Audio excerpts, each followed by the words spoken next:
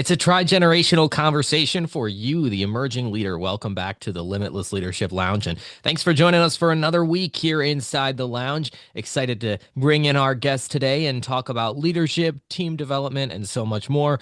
I'm John Gehring, joined alongside Coach Jim Johnson. Coach, you've connected with Matt, so let's bring him into the lounge here and dive right into these leadership insights.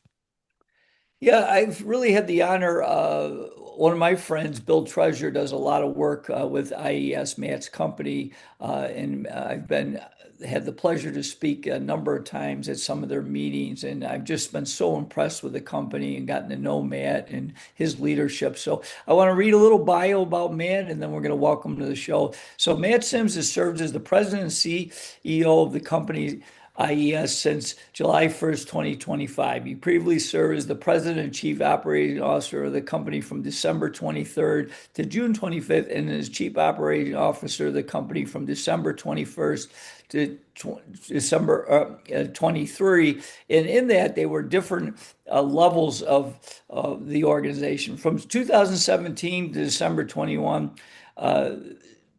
Matt served as the president of IES Communications. Uh, Matt joined Federal Communications Group FCG as a field technician in 1993. So we're going to delve into that a little bit.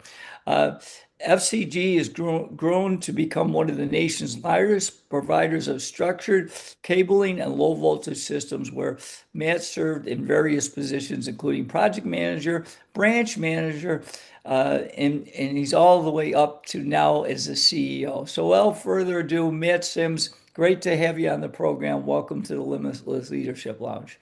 Yeah, thanks for having me, Jeff. Appreciate being So, here. yeah, so I'm looking forward to it. Matt, because you had really a unique journey, we do this sometimes, but I'm really curious. Can you take us back, maybe starting from high school, a little bit about you growing up and just a little bit about your journey to where are today as a CEO? Yeah, I grew up in South Phoenix, so lower income housing on that side of it. So growing up in that environment gave me the ability, if we wanted something, we had to work for it. So, through my high school years, I roofed houses, I fixed VCRs, I built electronics, I wrenched on cars, I actually made and delivered donuts to put myself through the last year and a half of high school. So I had a lot of different things. I worked at a hotel as a maintenance man. All those different things is kind of how you paid bills, how you acquired things. But along the way, being in that type of environment, you kind of knew that not a lot of things were off limits. When you're hungry and you want to earn a better class of living and be able to have a roof over your head, you knew that, hey, I have to do a lot of different things to make that happen. So kind of gave me an edge up, I think, on that side of it. I lived through that life of not having the ability to go to college, out of high school on that side of it, went right into the workplace on that side of it. And my philosophy has always been, I'm going to do whatever I possibly can do to further, my personal, and my family's goals. Yeah, Hey, it's let's dig in a little deeper because you started at pretty, and I don't mean this in detrimental, but a lower level job, and now you're the CEO. Give advice because I think when people get into an industry, they want to get promoted, but the famous, I want to be promoted tomorrow kind of mindset, I think usually makes people struggle. So tell us a little bit about advice you would give young leaders because you have had a lot of positions and now you're the CEO of do you have a few insight secrets of how you continue to move up the organization? And I think one of the big struggles people have today is it's that instant gratification that comes along, right? Like, hey, I feel like I need to get, but that's not always how companies view individuals. Individuals are based on need and the value that they see in those individuals. And my philosophy, has always been I'll do anything you want me to do as long as, it's in the frame of my ethical, standard. on that side of it. And also, the big thing is people, when they want that promotion, they don't get it instantaneously. A lot of people today go, well, I need to go find another job.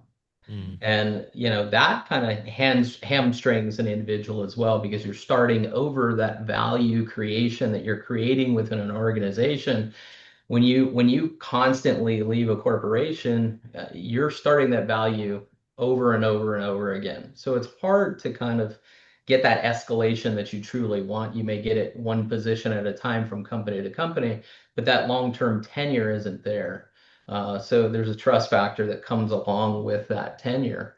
And my philosophy has always been, hey, if I outwork, 50 to 60% of the people, create that value, and I put the time into the company, as long as the company is a good company, good operating company, growing company, I felt like I was going to be able to rise and take the next position, the next position, the next position. And that's not always on my time frame. That's a lot to do with where the company's at in their growth phase, what their needs are, and assessing that and understanding their needs, putting together a little education around those needs. And then that's allowed me to kind of step into a lot of new opportunities. So you mentioned personal growth, building relationships is so important, perfecting your craft. Which of those do you feel is like the number one key for anybody climbing the leadership ladder? I think there's kind of a symmetry between relationship building and providing value. So, and I think when you get those in kind of harmony, they kind of go hand in hand together. You're going to build trust and relationship as you provide more value to the company. So, as you assess the needs of the company, where the company is going, what they need, what they're not good at, and being willing to change positions, whether it's a position that you might not be comfortable with, you might not want, but it gives you the ability to grow and expand and build those relationships within the company, not just what you're capable of doing today, but every time you take a new position, that's a new relationship in the business. That's a new talent that you're acquiring. And those things add up and they accumulate to, a lot better leadership in the business, a lot better skill set, a lot more value that business is perceiving in you.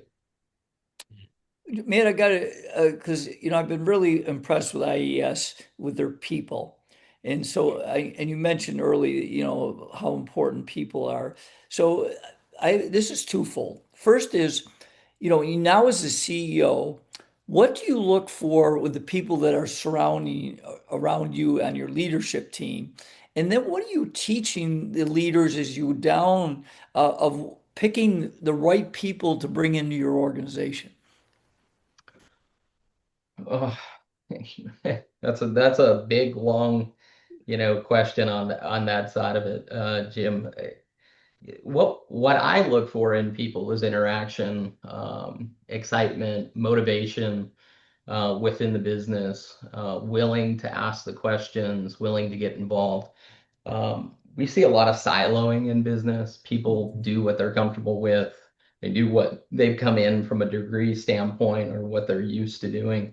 And that's great. I mean, you need that in business, but much more well-rounded employees, people that get outside of those bounds, learn the different areas of the company, learn how they can affect that, learn how those areas actually affect their area of business, and then that can drive and move them forward much faster on that side of it.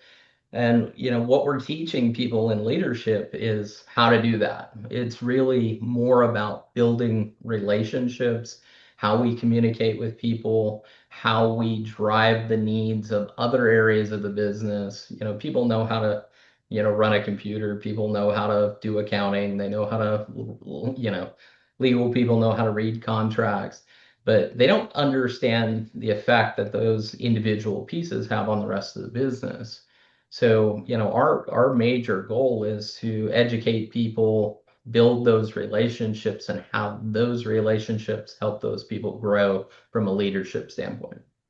Yeah. As a young entrepreneur, it can be very hard to let go of some areas of the business. I know that from personal experience where you want to have your hands in everything and you want to make sure that nothing goes wrong and trusting people is a challenge sometimes. How do you do that in your business? Because eventually you have to. When you're big enough where you're talking about having legal people and having all sorts of different types of people on your team, you can't possibly have the knowledge or the time to have your hands in all of that. So, what is your advice to an entrepreneur or a corporate leader on how to let go of some of those areas?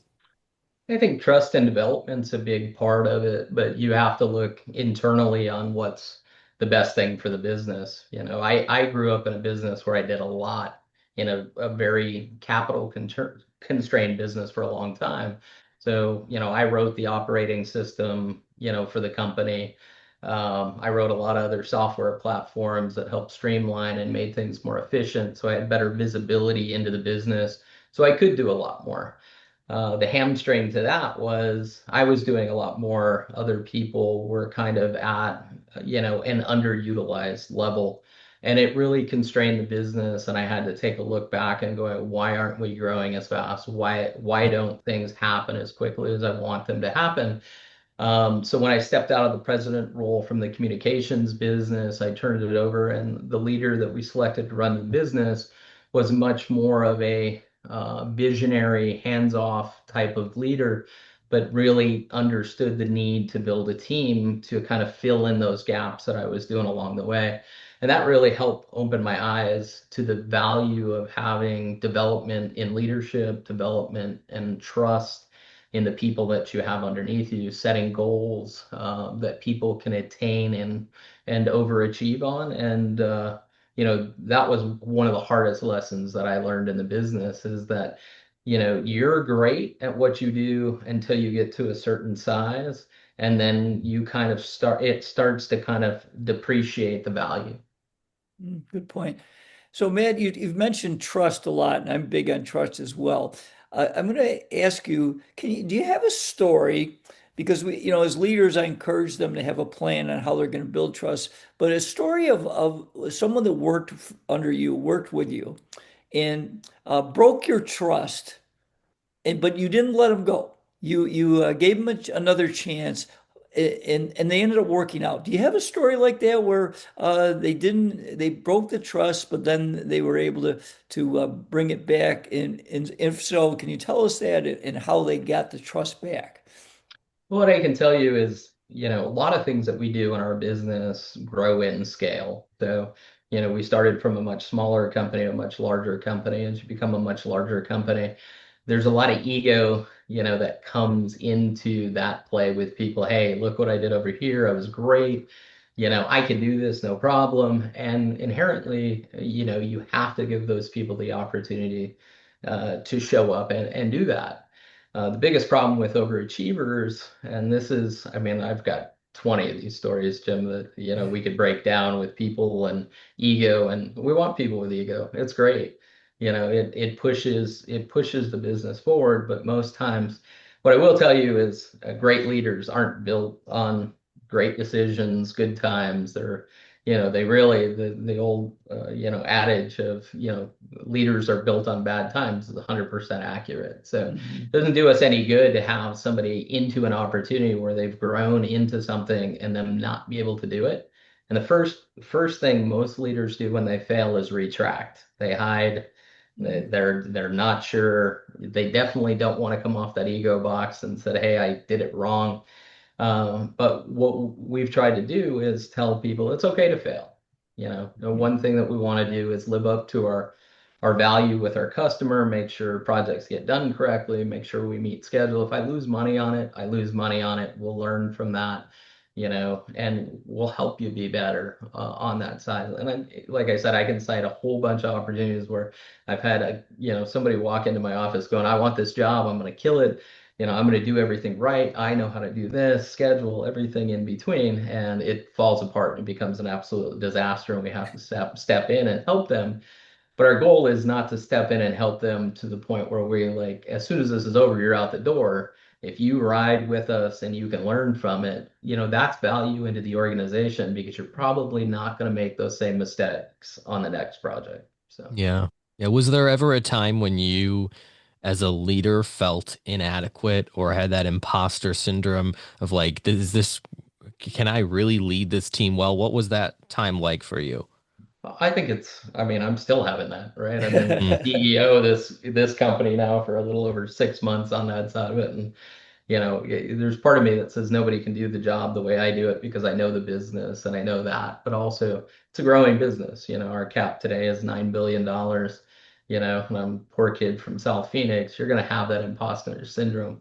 And every time I step into it, I ran a lot of projects, ran a lot of businesses. You have to come in and tell people the right things. You have to kind of live a value that you're unsure of at times. And the best thing, I always tell my people, I said, you don't have to do everything right day one. You don't have to, make this big mark. But if we incrementally or have small improvements along the way, you will grow into it. And that fear and that I'm not adequate and I'm not the right person for it kind of eases and subsides and goes away until you take the next job. mhm. I'm curious, Matt, when you started IES, that was quite a few years ago. Did you ever, when you started, did you ever think, you know what, someday I'm going to be the CEO of this company? No.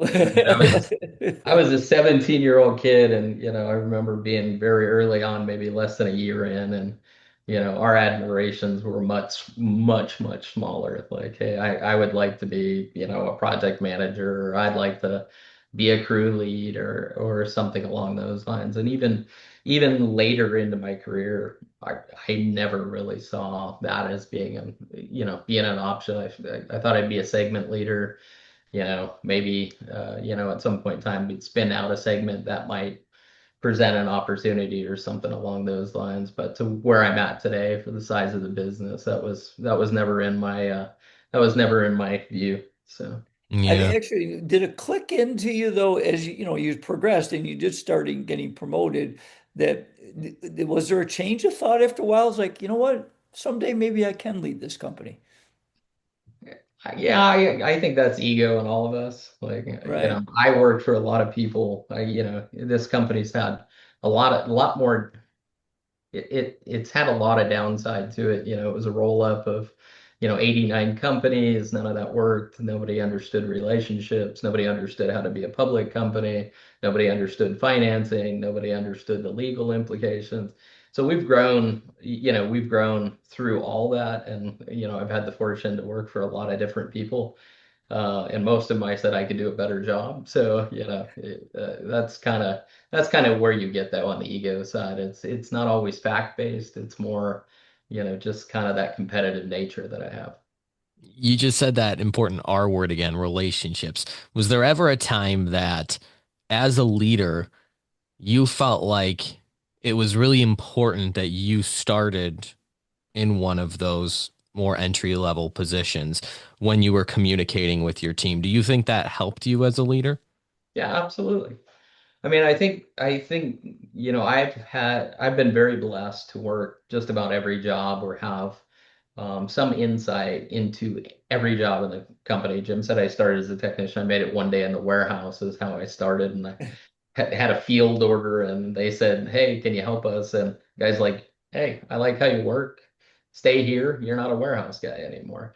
But it builds credibility, and I'm still at the point in my life, not anywhere near what I was when I was younger, but I'll still go out and work, with the people in the field, talk to the people in the field, understand what we do as a business, and I'll be honest today, the things that we do today I would have been incapable of doing, as a manager, as a field technician, that, these people have grown and, taken on as a business that I don't believe that I'd be anywhere near as successful as some of the people that we have. Yeah, and then also how does that also affect the other side too? Because trust certainly is built.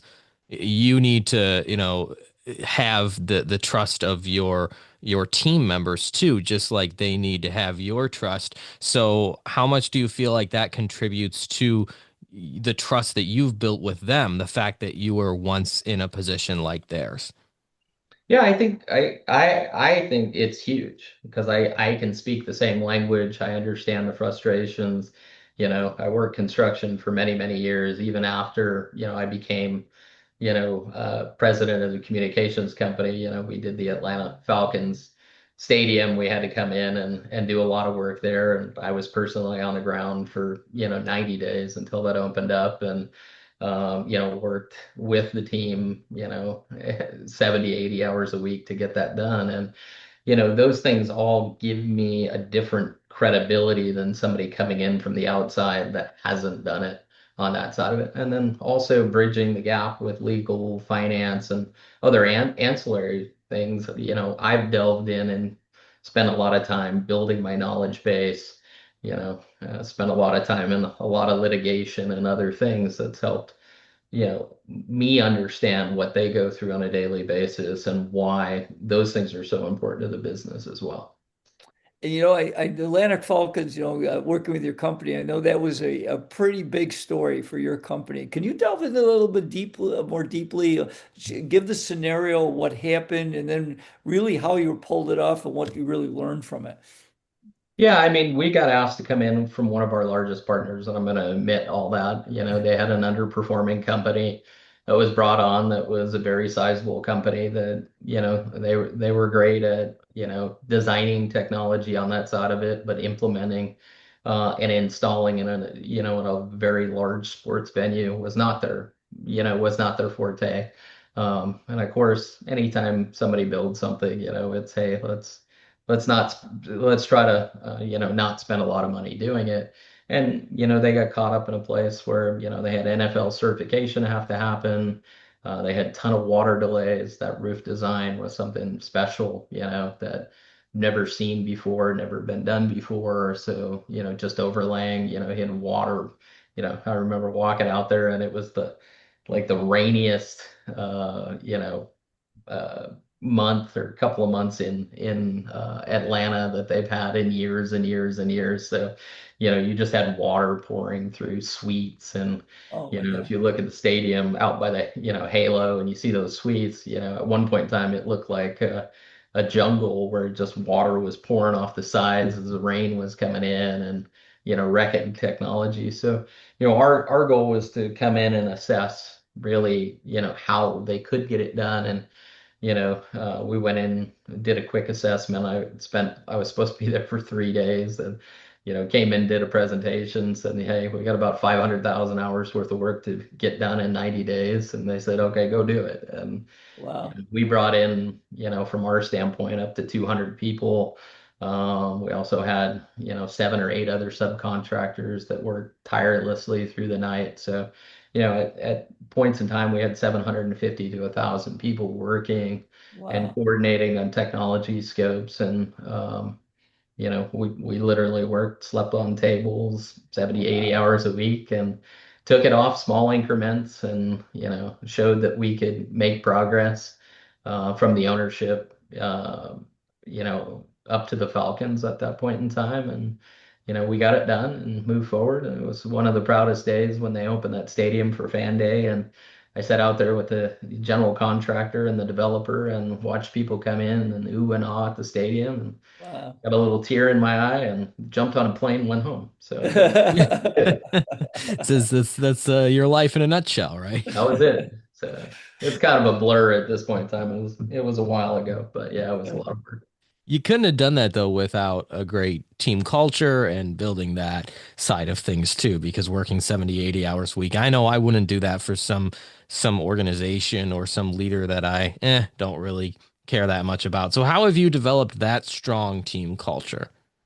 A lot of the people that I've had working underneath me has worked on the side of me as peers or directly for, having that tenure in a company is very important, right? So at that point in time, I had been doing this for, over 20 years. And I believe, development and working with people, I've got people that still work with me today that have I started with, 30 plus years ago. Wow. So, when you build those relationships and you build those trusts in those things, you have a lot more people to call. Hmm. And you can get people enticed to say, hey, I'll put my stuff on hold. I believe you're telling me this is important. I'm going to come do that for you. It's a lot harder to do that if you don't have the relationship or you're just saying, hey, I'm your boss, come do this. You're not going to get the same result. Hmm. Yeah, great point. So, Matt, through your journey through IES and moving up to different positions, let's zero in on one or possibly two of the various people you worked for. Can you give us one or two leadership insights that you picked up that you think could really help young leaders? Yeah, I mean, my mentor in the business was a guy named Don Fishstein. He still does, all our management training and our project management training and efficiency in the business and some financial training on that side of it. And he was a guy that I kind of grew up under. He always had an open door policy. I always tell him because he sat in a cubicle, he didn't have a door, so but he was one of those people that, he came from the field. He was a guy that drove across the country in a old Dodge van, to be a technician, took a job on a whim, came from Boston, drove all the way across the country, started putting in telephone systems, got fed up with disconnected leadership and went and started actually the FCG business on that side of it. And I got lucky to kind of grow up underneath him because he's the most gentle, totally different than who I was as a much younger person, which was this arrogant kid that, felt he grew up poor and, life owed him something and so on. And he was just the opposite. He was just so mellow and so gracious and, understanding and talked. And, we were working on a cutover one night, phone system cutover and a computer cutover, in a bank. And, I'm in the closet punching down cross connects for phones and thinking I'm the greatest technician in the world. And they said, hey, we're kind of done with that. Let's go move computers. I'm like, why would I ever move computers? And as that happened, the guy with a cart drove by and they go, you see that guy right there? And I go, yeah. And he goes, that's Don Fishstein. He owns the company. He moves computers. And I go, then I'm moving computers. But he was always a guy that gave me a shot. He was the guy that, I'd come in and say, I'm not doing this or that won't work or whatever. And he always had a way to say, hey, is there amount of money we can charge to get it to work? Are there people that we can bring in to get it to work? He just had a real even keel that would settle me down. And he also had a ton of trust. So, when we built our national program, he just walked into my office and he was like, hey, we need a national program, have fun, and walked out. So having trust in your people, will help you get a lot of things accomplished, just by having the faith in their ability. So he taught me that. The other person, Jeff Gundell, who came into IES, he was the largest. Um, he's the largest investor in the company. He took over as the CEO a couple of years ago. Really worked with him. He's taught me more about, banking and investing and deploying working capital and, growing a business and what's important to the market and a completely different perspective than just grinding it out. Doing the normal things in business, but looking at things a lot differently and why it's important to a business to grow in different areas, to diversify, and how to do that correctly without, really overstretching the bounds of companies. We see a lot of companies out there today. They get over their skis with the amount of debt that they're piling on. They believe things will turn quickly, and we're very different from that. We look for the right opportunities at the right time. We leverage those. And we continue to, generate a lot of cash in the business and, got a great balance sheet. And, I don't think I would have got that anywhere else. Excellent. Were there ever, because it's really important to bring on the right team members, trust is important and you build trust over time, but you do need the right team members too. Was there ever a time when you made a mistake as far as bringing on the wrong team member and how did you correct that? Yeah, I make that mistake all the time, Oh yeah. unfortunately. I think anytime you bring somebody outside the organization in, it's kind of like dating. You're not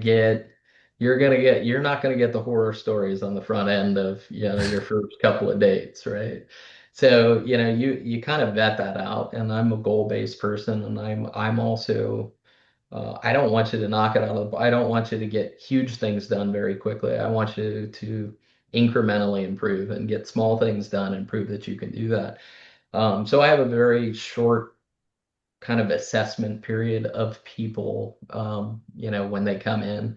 And when they can't hit the small milestones, they're definitely not going to hit the large milestones. And, you have a correction period where you're trying to work those through. But as a leader, you also have to draw that line very, very quickly of, hey, if I let this go, it's going to be detrimental and I'm not going to get the goals I have to have done in the organization. And you have to move forward, without that person.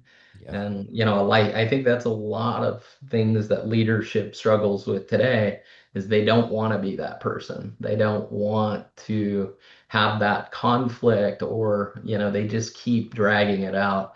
And, that really provides some detrimental behavior across the rest of your workforce because, the people that are getting it and they're doing it right have a hard time when people aren't. It's a great thing. So I'm going to dig into that a little bit deeper, Matt. Uh, Teach us on how to appropriately confront someone that, is not doing the job. So, because, there's a lot of different methods, but what have you found has been successful for you? Well, I think direct and being honest is important. I also think setting a regular cadence with your people, Hmm. with schedules around tasks. Um, there's a lot of points in time where somebody's got 10 items on their list. It's, prioritizing to what the business needs, not what the individual wants to do, and having that open dialogue.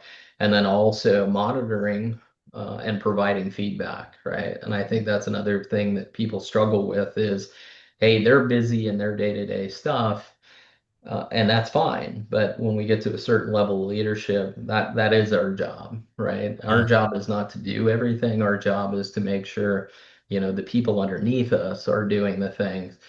So, I'm very good at that. I sit down with my people weekly, bi-weekly, or monthly, depending on the position and how they affect the organization. We go through projects, we look at durations, we look at, hey, are you meeting the durations? Are you meeting the timelines? And at a point in time when you're constantly not doing that, then that's a real open, direct conversation that says this needs to change, or, something else is going to change, right? So. Yeah.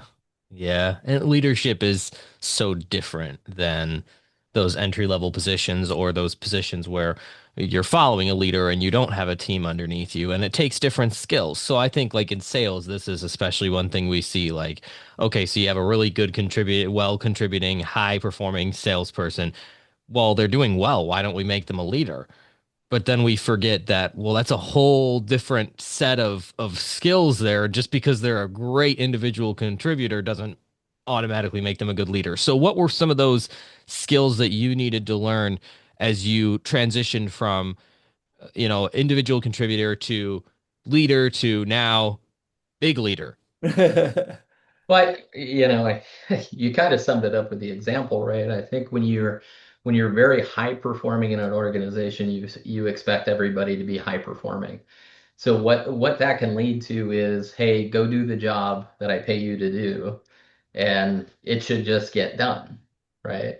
And not understanding that the type of work people do change, the type of environment changes, the mentorship around the gotchas, or this project's different, or hey, this is how this, internal project affects the company as a whole, needs constant input, right? It doesn't have to be directly direction. You don't have to be setting, all the goals, all the um, all the things that kind of drive that project, but you do have to provide input and you do have to help people understand because like we talked about a lot, a lot of areas are siloed in the business.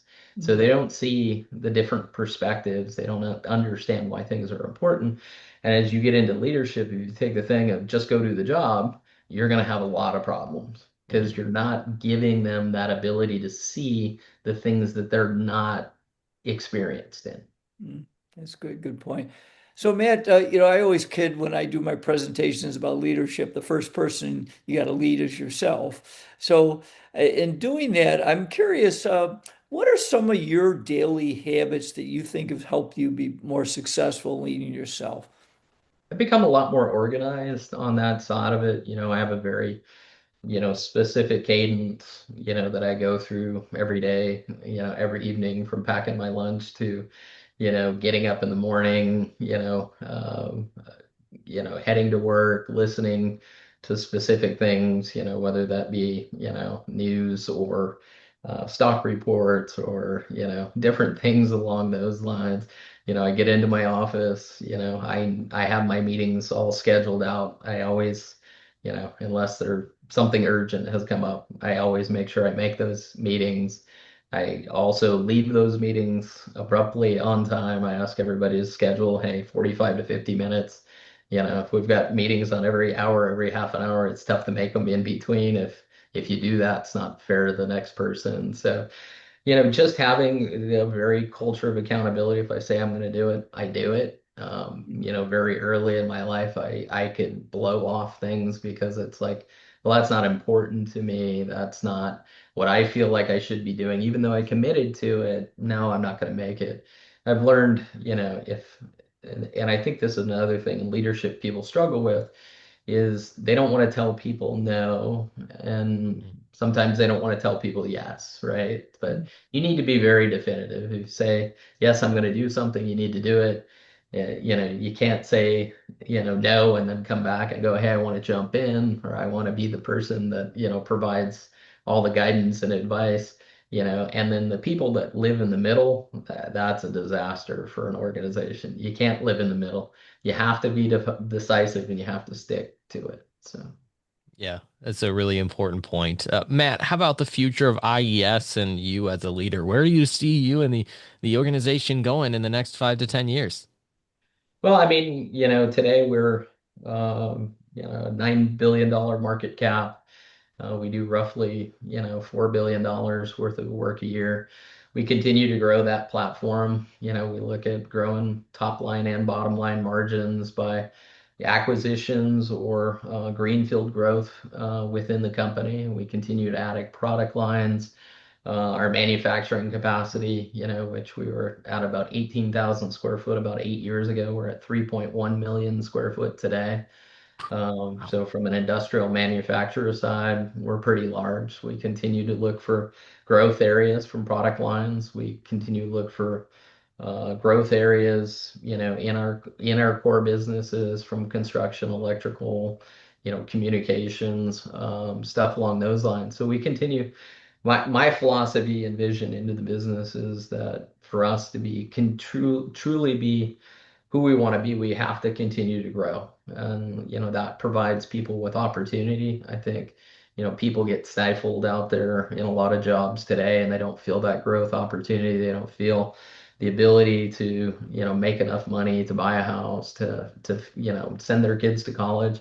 That's our goal. We want people to make money. We want people to be happy working in the company platform and to be able to have a better quality of life. One of our goals, I always say, we don't sell products, we build products, but we need people to do that. Our business is people. And we want those people to grow just like I have within the business and provide opportunities for them to go as far as they want to go. Well, Matt, I have one final question. I think John will wrap up and see how people can reach out if they'd like to do that, of our listeners. But uh, you talked a lot about growth through this conversation, and IES has grown immensely.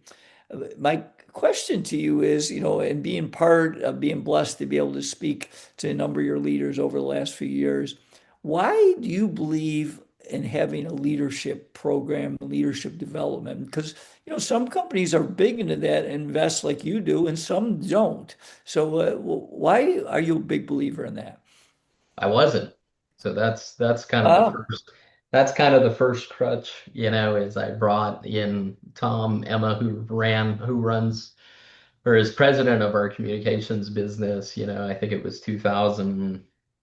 I don't remember, 2017, 2018, we get together for planning meetings, bi-yearly on, what we need to do in the business. And he had always been talking about we need a leadership program. We need a leadership program. I'm like, Tom, we don't need a leadership program. I went through leadership programs, and this is another anecdote to this and why leaders, some people believe in leadership and some don't, is I went through a program and, leadership is about, doing the right things for the company that you can commit to. And when I went through that program, they asked me to jump on board of a lot of projects that would have taken a lot of time away from my daily job. And I didn't feel that was in the best interest of the company or myself. And they said, hey, if you can't do it, tell us. I'm in a room full of 60 people, and I stood up and said, hey, I can't do this. I've got a lot going on. I'm traveling, all over the country doing this. I really couldn't dedicate the time. So the leadership coach actually called me the next day and said, hey, I think you should look for another job. IES is not the right company for you. They're trying to do all these things, and you're being an impediment to that. oh, wow. And that lit a fire under me. And I'm like, I'm going to show you, on that side of it. That leadership company still calls me today for work, and I don't return their calls. But I don't believe that's what the programs are meant to do. I think programs are meant to get involvement where people feel like they can give the involvement, and then where they can't, that's great. We want honest leaders in the company. But Tom really believed in it. He saw, a program through Bill Treasurer that was a little different. It wasn't so rigid. It had a lot of input from the business. We could kind of move it and morph it the way we needed to. And the first one, I was skeptical. Poor Bill had to sit through all my what ifs and why, and this is expensive and that and this. And really, when we got to the culmination of the program and I saw the people grow and I saw the ability to work together with the people and the programs that they had recommended for the business and just the internal personal growth and relationship, as a talk, it's a relationship building. They had built a ton of relationship. And for me, that was kind of a seller. Hey, if I can get my people to understand each other, to call each other, to work together, that's going to provide more benefit than us teaching them how to read an Excel sheet or a P&L or whatever it turns out to be. Somebody's going to know how to do that. Somebody will share the information. So it was a big eye opener for me. And I thank Tom for that. I thank Bill for that. Hugely successful for us. Yeah, that's great. Well, John will wrap up, Matt, but I just want to share my appreciation for the opportunity to spend some time with you. I really enjoyed your insights, your stories, and wanted you to work with continued success here at IES. We're wishing you and look forward to being part of another program down the road for you. So, John, you Good. want to wrap things up? Yeah, Matt, I echo what Coach was saying. We thank you for your time and for your insights. We learned a lot from you about team development, about being a leader, about climbing that ladder and doing so with integrity. So, my final question for you, if somebody's interested in learning more about your journey, more about what you do at IES, or even potentially getting in touch, how would they do that? They can email me, Matt, Simmes, at ies-co.com. Perfect. We'll have that down in the show notes for you. And if you resonated from Matt just like we did, feel free to reach out, learn more about his journey, and continue being the leader that you are. Continue to grow, and that's what it's all about. So we thank you again for your time today, Matt. Thanks, gentlemen. I appreciate it.